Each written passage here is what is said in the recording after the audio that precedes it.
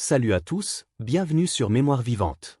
Aujourd'hui, nous plongeons dans l'histoire captivante de Claudia Cardinal, l'icône légendaire du cinéma italien, dont la beauté envoûtante et le talent brut ont conquis le monde. À 86 ans, Claudia a enfin révélé la vérité sur le grand amour de sa vie, un secret gardé pendant des décennies. De son enfance marquée par la tragédie à Tunis à son ascension fulgurante à Venise, sa vie est un mélange de glamour, de douleur et de résilience. J'ai transformé mes blessures en force, confiera-t-elle dans Vogue Italia en 2018. Cette première partie explore ses débuts, le traumatisme qui a façonné sa jeunesse et son entrée dans le cinéma. Si vous êtes passionné par le cinéma italien, les récits de courage et les secrets dévoilés, mettez un pouce bleu, partagez et abonnez-vous avec la cloche. Claudia Cardinal, née Claude Joséphine Rose Cardinal le 15 avril 1938 à Tunis, alors protectorat français, grandit dans une famille italo-tunisienne modeste. Son père, Francesco, est ingénieur ferroviaire, et sa mère, Yolanda, élève Claudia et ses 3 frères et sœurs avec une discipline stricte. Nous n'avions pas grand-chose, mais nous avions l'amour, dira-t-elle à Cahiers du cinéma en 2000. Tunis, ville cosmopolite, expose Claudia à un mélange de cultures italienne, française, arabe qui forge son charisme unique. Dès l'enfance, elle se distingue par sa beauté saisissante. On me regardait toujours, même petite, et ça me gênait, confiera-t-elle à The Guardian en 2014. À l'école, elle se passionne pour le théâtre, jouant dans des pièces locales. La scène était mon refuge, dira-t-elle. À 17 ans, en 1955, Claudia remporte le concours de la plus belle italienne de Tunis, organisé par l'industrie cinématographique italienne. Je ne m'attendais à rien, j'étais juste une adolescente timide, racontera-t-elle à Paris Match en 2020. Ce titre lui offre un voyage au Festival de Venise, où son allure magnétique attire les regards des réalisateurs. Mais derrière ce triomphe, une tragédie personnelle éclate.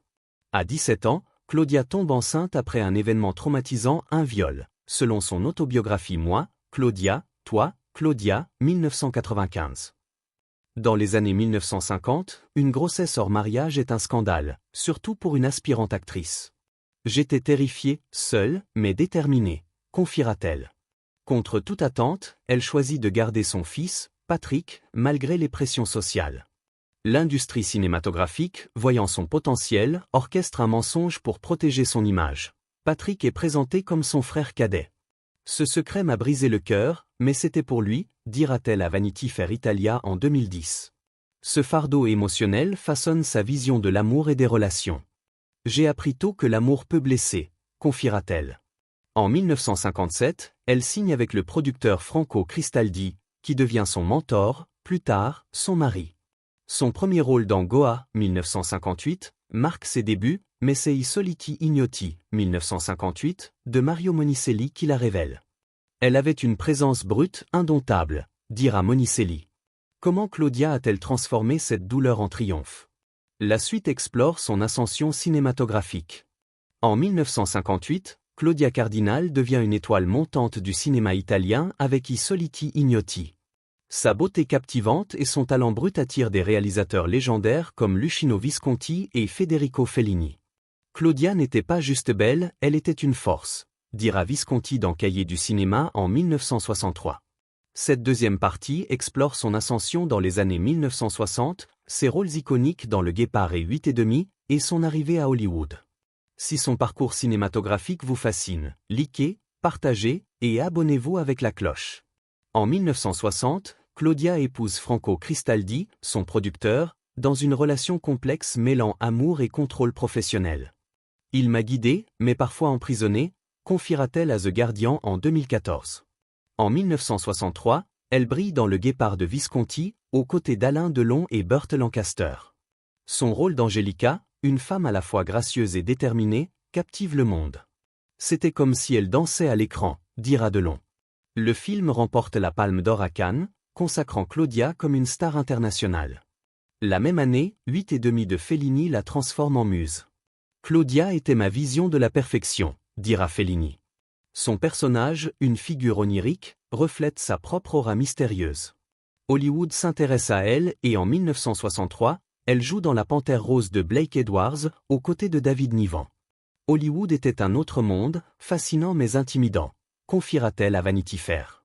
En 1968, son rôle de Gilles M. Sebin dans Il était une fois dans l'Ouest de Sergio Leone la consacre comme une héroïne complexe dans un genre dominé par les hommes. Gilles était moi, forte face à l'adversité, dira-t-elle à Paris Match. Malgré son succès, le secret de son fils pèse lourd. Chaque sourire à l'écran cachait une douleur, confiera-t-elle. Comment les rumeurs amoureuses ont-elles façonné son image? La suite explore sa vie privée sous les projecteurs. La beauté magnétique de Claudia Cardinal et son alchimie avec des stars comme Alain Delon et Marcello Mastroianni alimentent les tabloïds dans les années 1960. Il pensait que j'étais une séductrice, mais j'étais blessée, confiera-t-elle à Vogue Italia en 2018. Cette troisième partie explore les rumeurs amoureuses qui ont entouré sa carrière, son mariage tumultueux avec Franco Cristaldi et son refus de céder aux attentes d'Hollywood. Si les mystères de sa vie privée vous intriguent, likez, partagez et abonnez-vous avec la cloche. Les médias associent Claudia à Alain Delon après Le Guépard. Leur complicité à l'écran et leurs apparitions publiques enflamment les spéculations.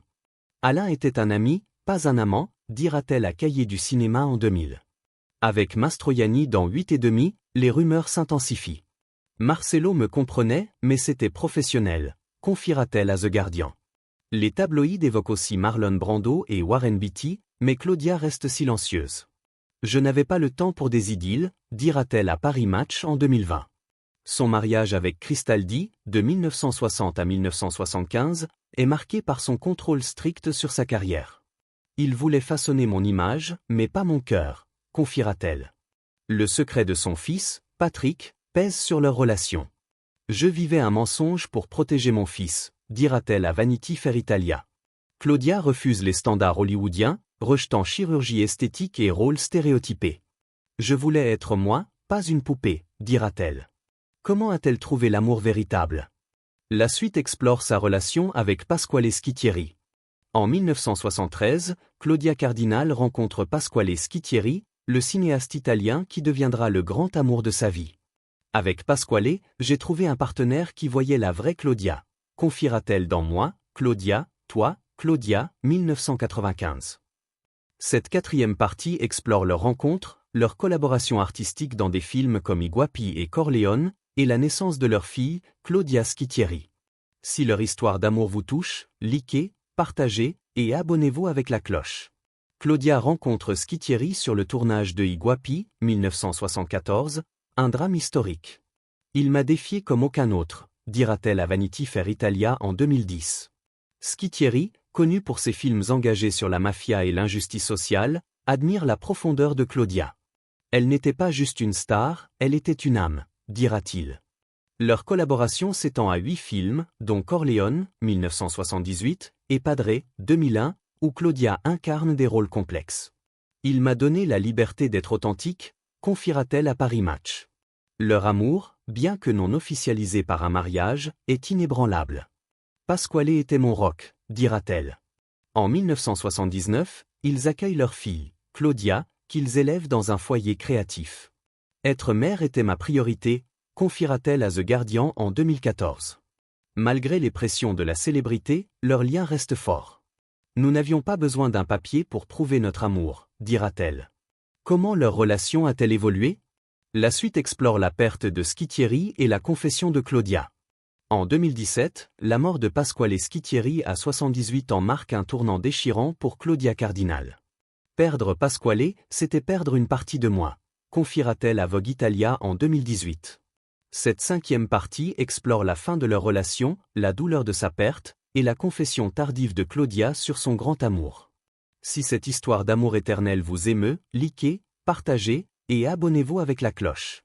Bien que Claudia et Schittieri se soient séparés dans les années 2000, leur lien reste intact. Nous étions toujours connectés, par l'amour et le respect, dira-t-elle à Paris Match en 2020. À ses funérailles à Rome, Claudia rend hommage à Schittieri, il était mon intellect, mon charme, ma folie. Sa confession, révélée récemment, confirme ce que beaucoup soupçonnaient, Schittieri était son véritable amour. Les rumeurs sur Delon ou Mastroianni n'étaient que du vent.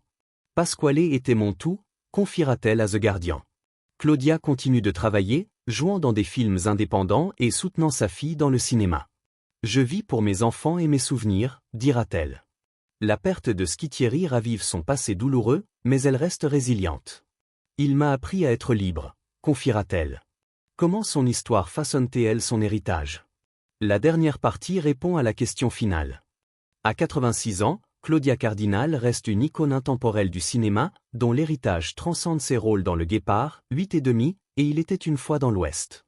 Ma vie est un film, avec ses joies et ses douleurs, dira-t-elle à Cahiers du cinéma en 2020. Cette dernière partie explore son impact durable, sa résilience face aux tragédies, et répond à la question « Que pensez-vous de la confession tardive de Claudia ?» Pensez-vous que le véritable amour peut durer éternellement même sans mariage ou reconnaissance publique? Si son histoire vous inspire, likez, partagez et abonnez-vous avec la cloche. Claudia a défié les normes d'Hollywood, refusant de modifier son apparence et embrassant son vieillissement avec grâce. La beauté, c'est l'authenticité, dira-t-elle à Vogue Italia. Ses multiples David di Donatello et son Lion d'or à Venise en 1993 témoignent de son talent. Sa confession sur Pasquale Skitieri révèle une femme qui a aimé profondément, loin des projecteurs. Pasquale était mon refuge, mon inspiration, confiera-t-elle. Elle continue d'inspirer, soutenant des causes féministes et le cinéma italien. Réponse à la question « Que pensez-vous de la confession tardive de Claudia ?» Pensez-vous que le véritable amour peut durer éternellement même sans mariage ou reconnaissance publique? La confession tardive de Claudia sur son amour pour Skitieri est un acte de courage et de vérité. Après des décennies de rumeurs avec Delon ou Mastroianni, elle a choisi de révéler que son cœur appartenait à un homme qui voyait au-delà de sa célébrité. Pasquale m'a aimé pour moi, pas pour l'icône, dira-t-elle à Paris Match. Leur amour, sans mariage ni validation publique, prouve que le véritable amour transcende les conventions. Il repose sur le respect, la complicité et une connexion qui résiste au temps. Leur lien, forgé dans l'art et la vie, montre que l'amour peut être éternel, même sans anneau ou projecteur. Claudia incarne cette idée. Un amour authentique n'a pas besoin de reconnaissance pour exister. Que pensez-vous de la confession de Claudia? Partagez vos réflexions en commentaire. Likez, partagez et abonnez-vous pour d'autres récits sur les légendes du cinéma.